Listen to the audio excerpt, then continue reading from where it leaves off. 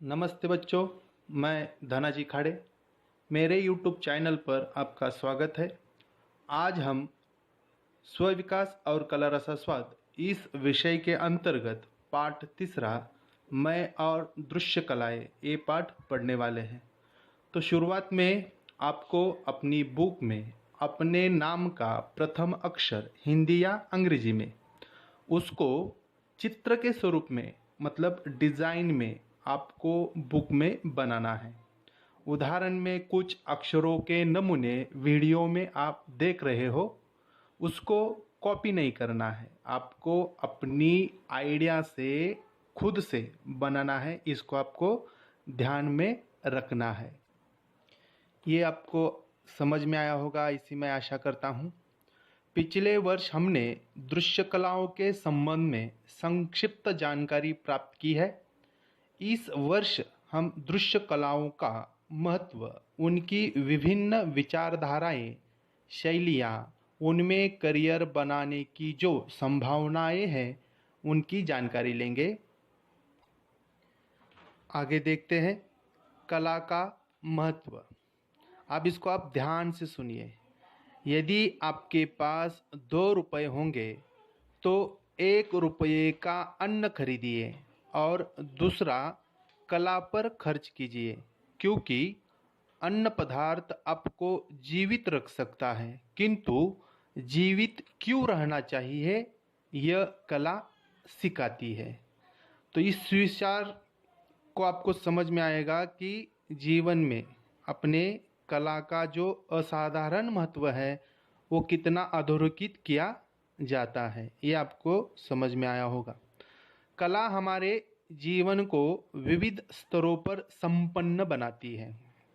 जैसे जो भावनाएं, जो विचार शब्दों में बता नहीं सकते, व्यक्त नहीं किए जा सकते, उन्हें कई बार कला द्वारा प्रस्तुत अथवा व्यक्त करना अधिक सहज तथा प्रभावशाली होता है। कला के माध्यम से हम सुंदर वस्तुएं जैसे शोभा की वस्तुएं, फूलदान आदि सुंदर कलाकृतियाँ, चित्र, शिल्प, सुखकर अनुभव, फिल्म आदि का निर्माण कर सकते हैं, जिससे हमारा जीवन अधिक आनंददायी और समृद्ध होता है। कोई सामाजिक संदेश देने के लिए दृश्य कला का प्रभावशाली उपयोग किया जा सकता है। जैसे केवल भाषणों की अपेक्षा कोई संवेदनशील फिल्म अथवा फोटो लोगों के मन को तुरंत आकर्षित करता है। लोगों को प्रेरणा देने के लिए भी दृश्य कला का प्रभावशाली प्रयोग किया जा सकता है। महापुरुषों पर, साहसपूर्ण कार्यों पर बनने वाली फिल्में, शिल्प, चित्र आदि प्रकार की कलाएं पूर्व समय से लोगों को प्रेरणा देती आई है। पुराने समय की कलाकृतियों का अध्ययन करने पर हमें तत्कालीन समाज जीवन से अवगत होने के लिए सहायता मिलती है। हमारे यहाँ की पुरानी वस्तुओं पर बरामद रंगे या उकेरे हुए चित्र, शिल्प अथवा उत्खनन में बरामद हुए बर्तन, खिलौने, शिलालेख आदि वस्तुएं पुरातन समय की एक तरह से गवाही देते हैं। कला के माध्यम से लोग इकट्ठे आते हैं, उनका एक दूसरे के प्रति आदर भाव बढ़ता है। जब हम अन्य प्रांतों तथा देशों की कलाओं को देखते, सुनते हैं, तब उनकी संस्कृति के प्रति, वहाँ के लोगों के प्रति हमारे मन में आदर भाव, प्यार, सहभावना निर्माण होती है। जब हम अन्य देशों के चित्रों, शिल्पों, संगीत, व्यंजनों का अनुभव लेते हैं, तब हम उनसे एक तरह से रिश्ता बना रहते हैं। कला का स्वाद लेने की वृत्ति वाले लोगों के मन में अनजाने में ही जीने की सुंदरता खोजने की वृत्ति उत्पन्न होती है। कला के प्रति आदर रखने वाले लोग अधिक शांतिप्रिय, अहिंसक और अधिक समझौता करने वाले होने की संभावना रहती है। ऐसा कहा जाता है कि संसार की सर्वोत्तम कला प्रकृति में दिखाई देती है।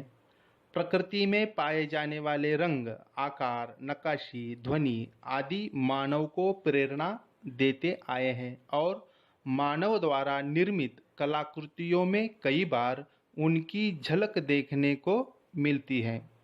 संक्षेप में, कला के साथ जुड़ जाना एक तरह से प्रकृति के साथ जुड़ जाना ही है।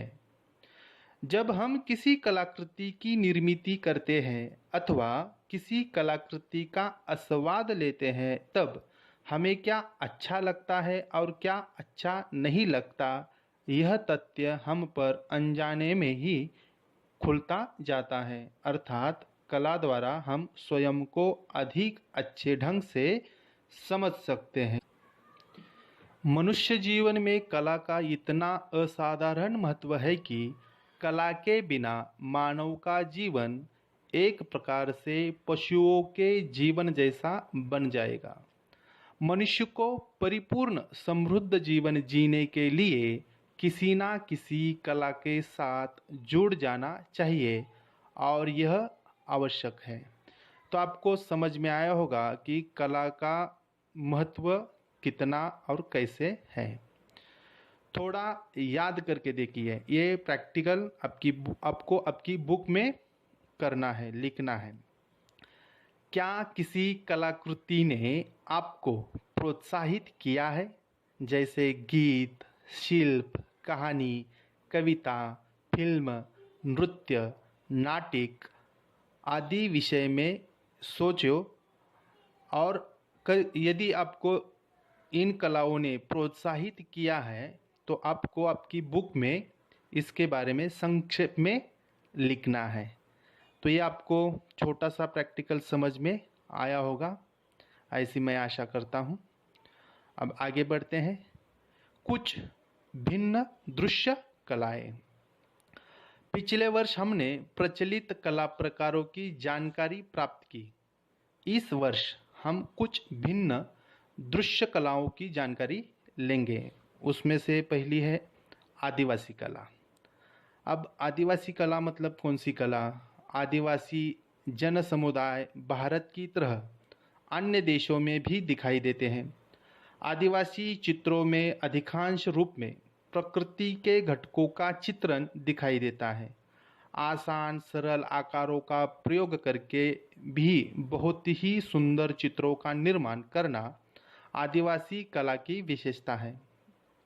जैसे ऑस्ट्रेलिया महाद्वीप के आदिवासी समाज की चित्रकला और महाराष्ट्र की वारली चित्रकला के समान कुछ निश्चित आकारों का उपयोग कर बनाई हुई दिखाई देती है। तो अभी ऑस्ट्रेलिया के आदिवासी चित्र आप वीडियो में देख ही रहे होंगे, उसको देखो, समझो। ऑस्ट्रेलिया के आदिवासी चित्र मुख्यतः बिंदुओं का उपयोग करके बनाए जाते हैं। ये बिंदु आकार से छोटे अथवा बड़े हो सकते हैं। बिंदुओं का उपयोग करके तैयार किए हुए आकार में हमें दिखाई देते हैं। ये बिंदु तिलियों की सहायता से अंकित किए जाते हैं। तो ये चित्र देख के आपको पता चला होगा कि ये पूरा जो चित्र है ये बिंदु बिंदु से ही बनाया हुआ है।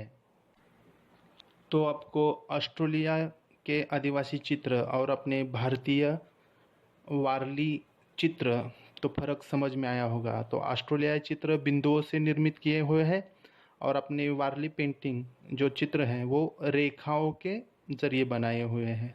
तो ये आपको समझ में आया होगा। आपको क्या करना है, आपके आसपास के परिसर में क्या ऐसी कोई आदिवासी अथवा लोक कला प्रसिद्ध है, उसकी खोज कीजिए।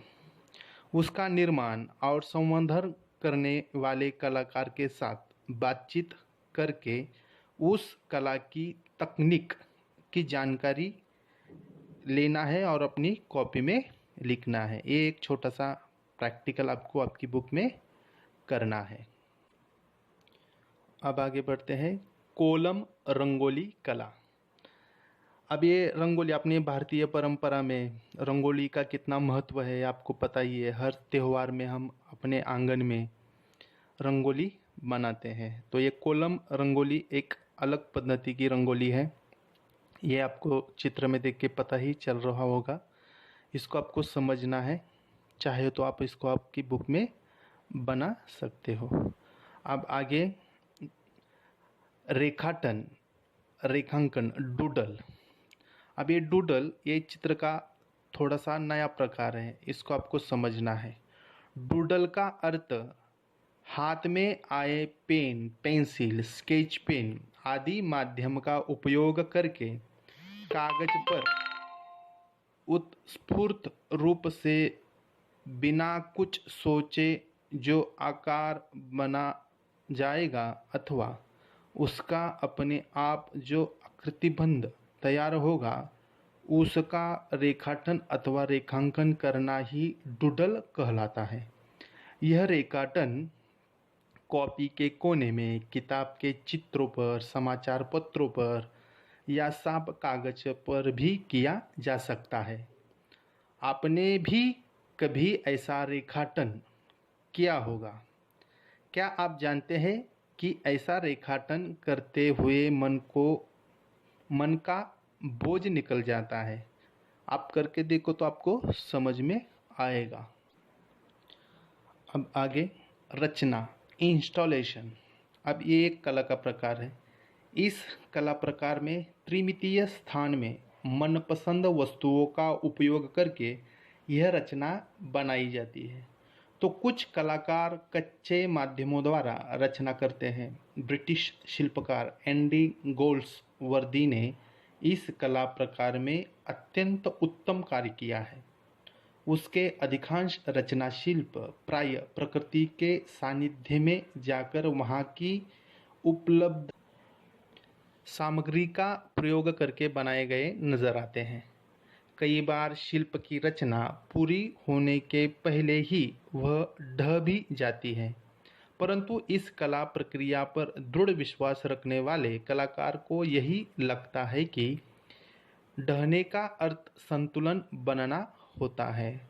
इस वीडियो में ऐसे और भी इंस्टॉलेशन रचना चित्र आप देख रहे होंगे तो आपको समझ में आएगा कि प्रकृति में जो भी वस्तुएं हैं उन वस्तुओं को ऐसी रचना करना है कि जिसमें से एक अलग चित्र का निर्माण हो। तो इस पार्ट में दृश्य कला और मय में अभी आपने एक दो प्रैक्टिकल मैंने आपको बताए हैं, ये आपको समझ में आए होंगे। इसके अन्य और प्रैक्टिकल लेके नेक्स्ट वीडियो में मैं आपसे मिलूँगा ही। तब तक के लिए धन्यवाद।